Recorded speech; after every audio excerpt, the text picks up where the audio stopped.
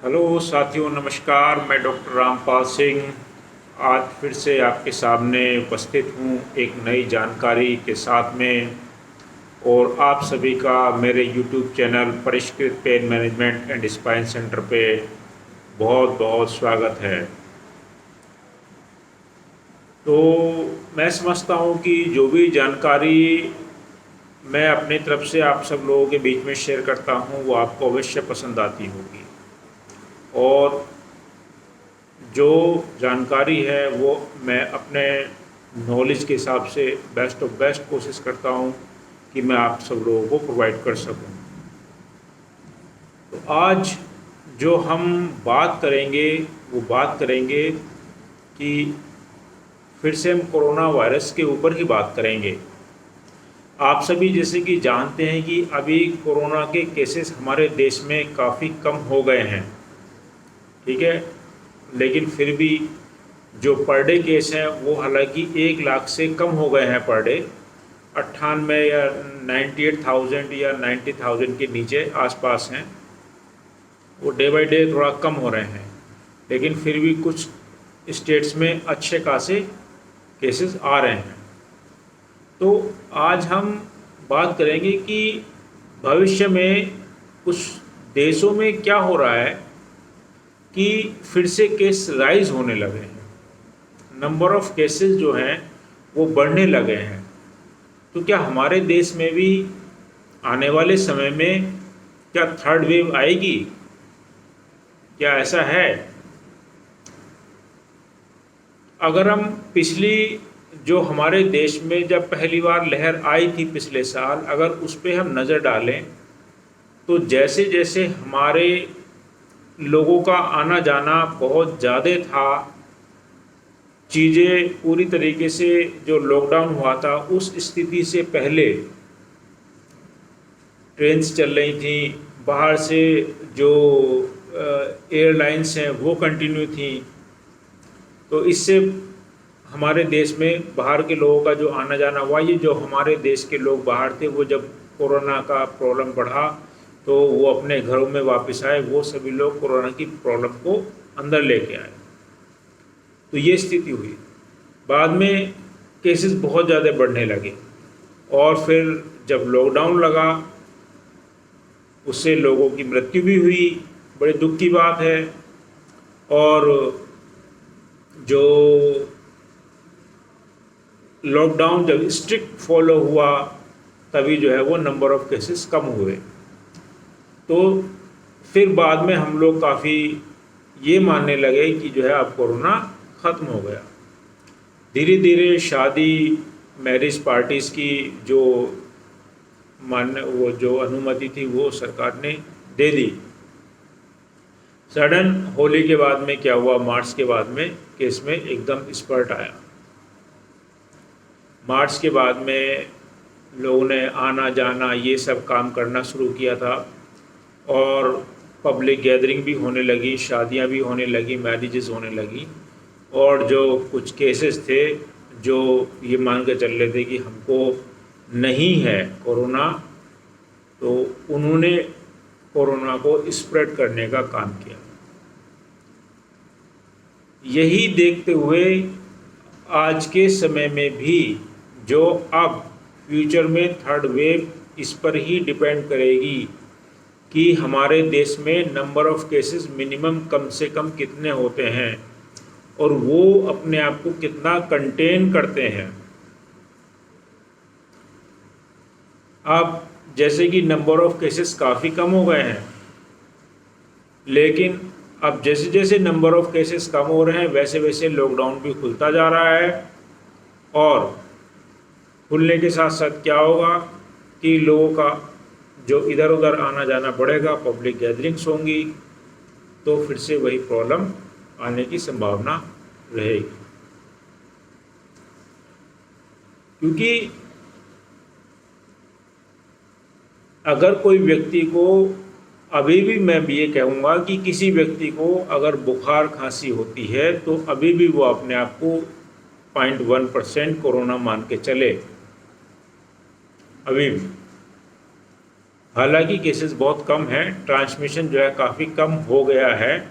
हम ट्रांसमिशन नहीं कहेंगे, लेकिन क्या है कि क्योंकि नंबर ऑफ़ केसेस कम है तो ये मान के चल सकते हैं कि अभी थोड़ा सा मामला सुधरा हुआ है। लेकिन ये कम्युनिकेबल डिजीज़ है। कम्युनिकेबल डिजीज़ है कि किसी ने आपके साथ में बैठ के अगर कोई 15 मिनट से ज़्यादा क्लोज चैम्बर में बैठ के किसी से बात करता है, अगर उसने डिस्टेंसिंग का पालन नहीं किया, मुंह पे मास्क नहीं लगाया है, तो वो कोरोना की लपेट में आ सकता है और 100% चांसेस रहेंगे इसके इन्फेक्शन के होने के। तो ये जो चीज़ें हैं, अब मैं देखता हूँ कि ट्रांसपोर्ट के जब ट्रैफिक सड़कों पे उतना ही होने लगा है, मार्केट में सब लोग जाने लगे हैं, मार्केट भी खुलने लगे हैं, तो जो जो केसेस हैं वो आने वाले समय में केसेस को स्प्रेड करेंगे, इन्फेक्शन को। तो इस चीज़ का ध्यान रखना है। तो यही कोई कारण होगा और मजबूरी भी है कि ये सब चीज़ खोलनी ज़रूरी है। कर भी जा सकते हैं, नहीं तो हमारे देश की अर्थव्यवस्था आज के समय में वैसी चरमरा गई है, हर आदमी परेशान है। तो आप सभी लोग जो रेस्पॉन्सिबल लोग हैं, हमारे समाज के सभी लोगों से अनुरोध है कि हमेशा सोशल डिस्टेंसिंग का पालन कीजिए और मास्क अवश्य लगाइए। क्योंकि कुछ देशों में जो नया स्ट्रेन आया है, एक और नया स्ट्रेन पैदा हो गया। एक इंडिया में पैदा हुआ था B1.67, सॉरी थोड़ा डिस्टर्बेंस हो गया था।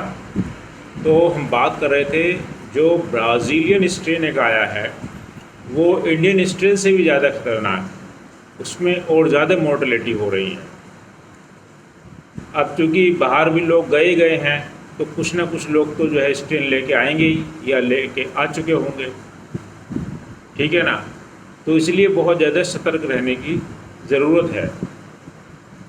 तो हमेशा अब ये देखा भी जा रहा है कि पहले लोग बहुत ज़्यादा उसको इग्नोर कर रहे थे, मास्क नहीं लगाते थे, लेकिन इस बार की वेव से इतना तो हुआ है कि लोगों में थोड़ा सा डर पैदा हो गया। वो दो मास्क लगा रहे हैं कि जो म्यूटेटेड स्ट्रेन है वो पहले स्ट्रेन से ज़्यादा डेंजरस है, और जो स्ट्रेन आ रहा है ब्राज़ीलियन स्ट्रेन, वो उससे भी ज़्यादा खतरनाक है।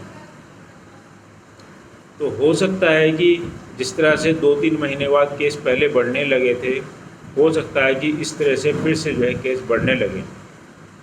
तो आप सभी से यही अनुरोध है कि इस चीज़ को, जिससे कि हमारे देश में नंबर ऑफ़ केसेस फिर से ना बढ़ें, तो हमेशा सोशल डिस्टेंसिंग का पालन आज भी कीजिए।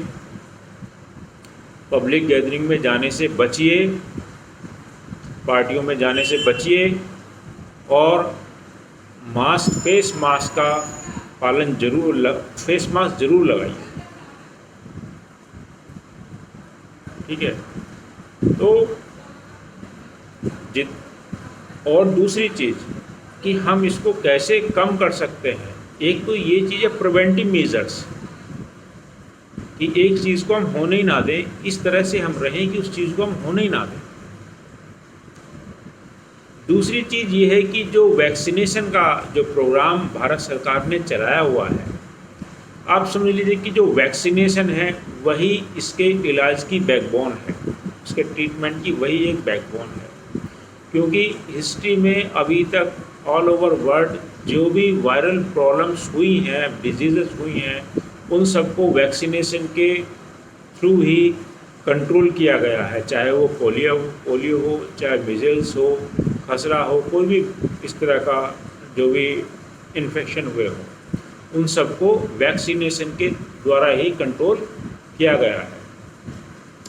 इसी प्रकार ये कोरोना को भी हम वैक्सीनेशन के द्वारा ही कंट्रोल कर सकते हैं। तब तक हम सबको बहुत सावधानी के साथ में रहने की आवश्यकता है। तो अभी तक आप एक चीज़ ये भी मान लीजिए कि जिन जिन देशों में 50% तक वैक्सीनेशन हो गया है, अमेरिका जैसे देश में, वहाँ भी केसेस हैं अभी भी। तो हमारे यहाँ तो अभी 1 या 2 करोड़ के लगभग ही पूरी तरीके से जो पॉपुलेशन है वो वैक्सीनेटेड हो पाई है। तो अपने यहाँ थोड़ा सा प्रोसेस काफ़ी स्लो है, तो इसलिए हम लोगों को बहुत ज़्यादा सावधान रहने की आवश्यकता है। जो प्रिवेंटिव मेजर्स हैं, हैंड सैनिटाइजेशन है, सोशल डिस्टेंसिंग है और फिजिकल डिस्टेंसिंग और मास्क प्रयोग करना। जब तक हम इन चीज़ों को, और बाद में वैक्सीनेशन, तो वैक्सीनेशन की स्पीड को बढ़ाना होगा और इस सब चीज़ों का पालन करना होगा, तभी हम इस 3rd वेव से निजात पा सकते हैं।